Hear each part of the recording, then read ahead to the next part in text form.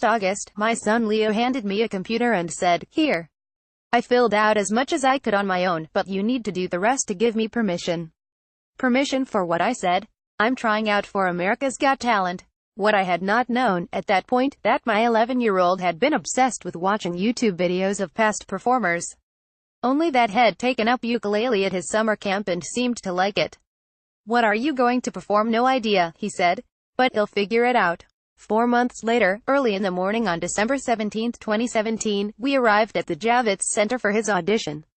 This was the moment Head dreamed of. Getting his audition number. "You see that water bottle? The blue one, yeah? We accidentally left it there.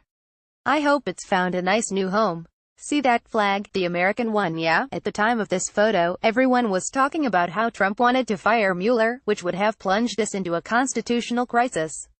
It's been a crazy year, hasn't it? It felt good to be doing something proactively joyful in America that day.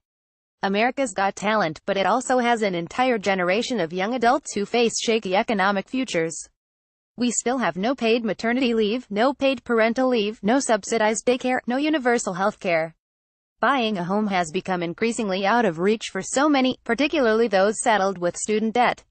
The gig economy has become the economy, I know. My life has been defined by it. Nevertheless, I was glad to see that these young adults minding the registration desk had work that day, even if it was only temporary. They lost Leo's paperwork. Then they found it. Registration took about 20 minutes or so, which is probably longer than average. He finally got his number. It now sits on our refrigerator, affixed by a lock-him-up Trump magnet. We finally made it to the first holding room. Anyone with an 11-year-old will know how hard I had to beg to take this photo. All of them, really, once we'd entered the AGT holding room mecca, where having an embarrassment of a mother following you around with her Nikon was its own form of preteen torture. I told him I'd be psyched to have these images one day. And by one day I mean the past 3 months, which have proven me prescient. I do not know what this woman's talent was, but I loved the way the light was hitting her beautiful head.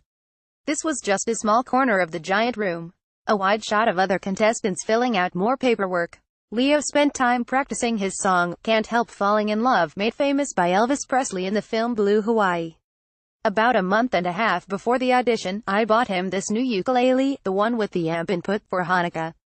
I also signed him up for weekly lessons with Eve Silber, a guitar and ukulele teacher whose card I happened to pick up at the newly shuttered Matthew Man of Guitar store, a 53-year-old fixture in Greenwich Village, a neighborhood which has historically been the launching pad for so many musicians and bands but is increasingly becoming a high-rent shopping mall shell of its former bohemian self. Teaching oneself an instrument is fine, and pretty easy these days, what with all of the instructional videos on YouTube, but I figured he should work with an actual ukulele teacher before a big audition. Nearly every single contestant had their photo shot in front of the AGT signed by a friend or loved one. My son refused, but that's okay. I got this shot instead. I'm happy to report there were adequate and clean restrooms. He was still practicing and ignoring me while waiting in line to go into the next holding room. Every line seemed longer than the last. Here, Leo is checking to see how many people are still in front of him. That being said, AGT auditions are a highly efficient machine. The lines may be long, but they move fast. While open calls for this round are over, AGT is still accepting video submissions until March 9, 2018. I wish ID had more time to shoot other contestants, like this one. But being a mother and guardian of a young contestant in a large room where we could easily get separated from one another precluded this. Here we are in holding room number 2. The girl behind Leo brought her xylophone. Her mother and I chatted while waiting. Everywhere you looked, contestants were practicing their American talents. This man wrote his own song and wound up in the same audition room with Leo. This was the third holding area. After this, he went into a fourth holding area, where personal cameras were forbidden. Just picture these same chairs but in a hallway outside an audition room.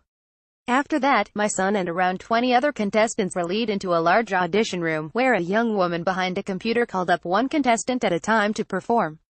They each had 90 seconds to showcase their talent. If they went over 90 seconds, they were cut off. After Leo's performance, which was just under 90 seconds, all of the other contestants spontaneously rose to their feet and gave him a standing ovation. It was a beautiful moment. Done. He's really proud of himself here. Head set his mind to something and did it. Because of this, I told him, he was already a winner, whether or not he gets called back. The whole experience lasted around 5 hours. ID bought him the UK case in Kathmandu, Nepal, where I fled after nearly dying last summer.